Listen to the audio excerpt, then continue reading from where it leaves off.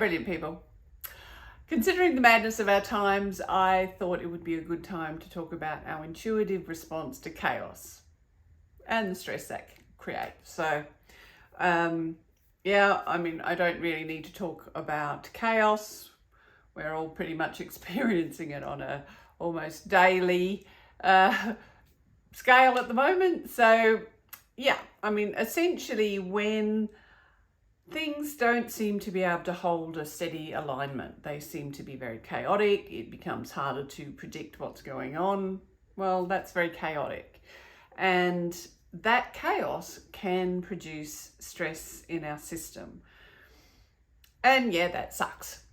But it's actually our response to the chaos and to the stress that will have a much bigger determining effect long term as to where we end up. So let's get into it. All right. So why is chaos so stressful? Well, when we have a lot of chaos, it kind of creates all this noise in our system. It actually makes it harder for us to hear ourselves, to hear who we truly are. And thereby, it can distract us from the things, getting on with the things that we know we need to do to create the life we want for ourselves. It can cause us to just, whatever progress we are making, it's much harder to get those results. So it's difficult to make headway, which of course it means that everything is sort of costing us a little bit more.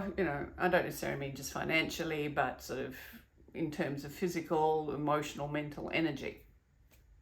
All right. So because of that, the chaos and, it makes it harder for us to get on with life, to get on with our purpose, and to achieve the things that we want to achieve in our life. So when that happens, generally speaking, we have one or two responses. Now, I think most people these days are pretty much aware of the fight, flight, response. With chaos, it's not so much like one trigger. It's not like just, one Karen yelling at you or there's a question about whether or not you'll have your job next week. I mean, those things are very obvious. But with chaos, it isn't just those things. It's like lots of little things just not quite working out or lining up the way you want them to. So it's almost like we're constantly having to feel like we're adapting to all this madness. And one thing, gives us a little bit of anxiety, another thing sort of scares us.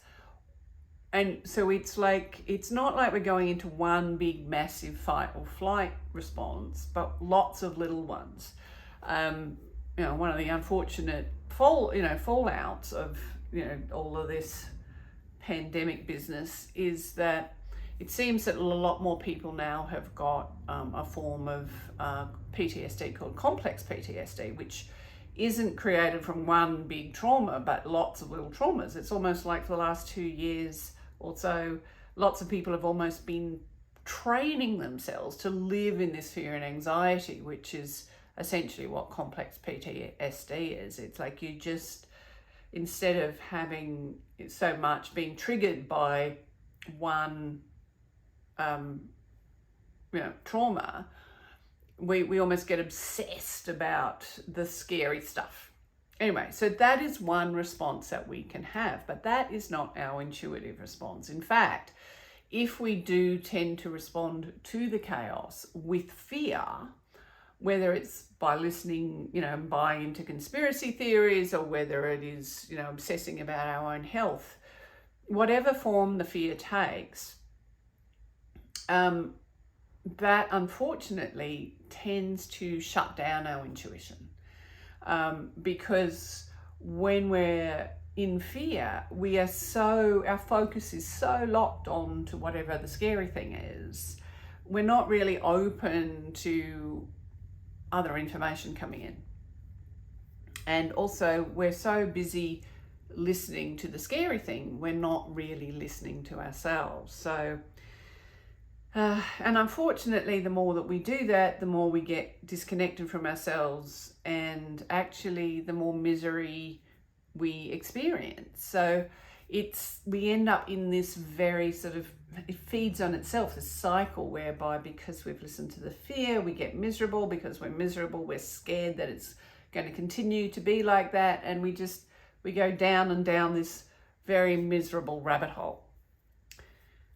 So look, that is the natural fight-flight response, but it really doesn't work for us long term. So is there an alternative? Well, yeah, of course there is, otherwise I wouldn't be talking to you about it.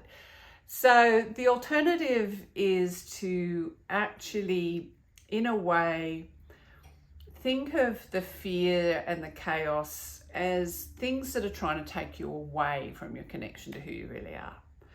And that, if we're really clear on the fact that the place that we always want to start from is our connection to who we truly are, then it sort of starts to become a little bit more obvious what we need to do. It's like the fear and the chaos tends to take us out of ourselves, tends to get us focused on whatever the scary thing is. And it's like, well, okay, so the first thing I need to do is to actually strengthen my connection to who I really am. I need to double, triple down on my connection to myself. Because when times get chaotic, think about it, if you're trying to cross a busy street or a busy mall. Here in Sydney, I'd say, crossing the Pitt Street Mall. But anyway, you're trying to get through a crowd. Well, if you're trying to get through the crowd and you're not really clear in your own mind where you're trying to get to, the movement of the crowd will tend to just take you with them. And you might end up, you might get across the mall or whatever, but you'll end up in a very different place to the one that you were aiming for.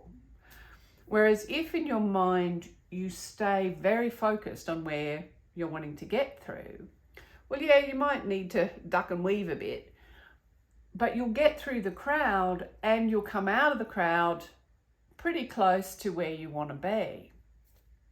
And so that is the difference. Like when we, instead of, sure, you can't stop yourself from feeling the fear, but when you feel the fear, when you allow that to remind you to connect even more strongly to who you really are, it'll make it easier for you to stay focused on where you want to go, and thereby stay connected more to who you really are, stay more connected to your sense of love and of joy, inspiration, all the stuff that goes with us being connected to who we really are.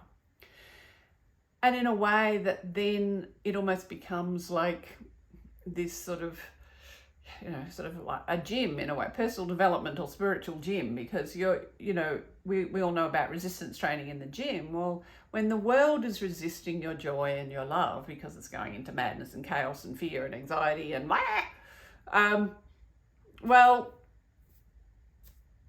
if instead of allowing that to take you with you, you actually hold your connection to who you really are against all that, and you keep moving in the direction that you want to go, well, actually you'll come out of it not only more in alignment with where you want to go, but you'll come out of it with a much stronger connection to who you really are.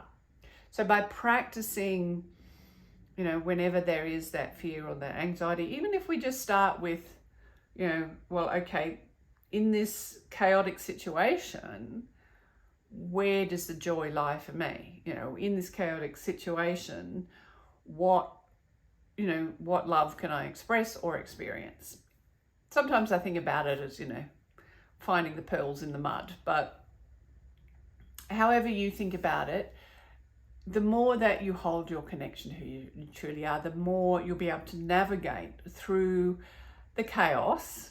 And instead of buying into fear or misery, you'll be able to strengthen your connection to love and joy, which of course will make it then simpler for you to live the brilliant life that is yours. So practice that.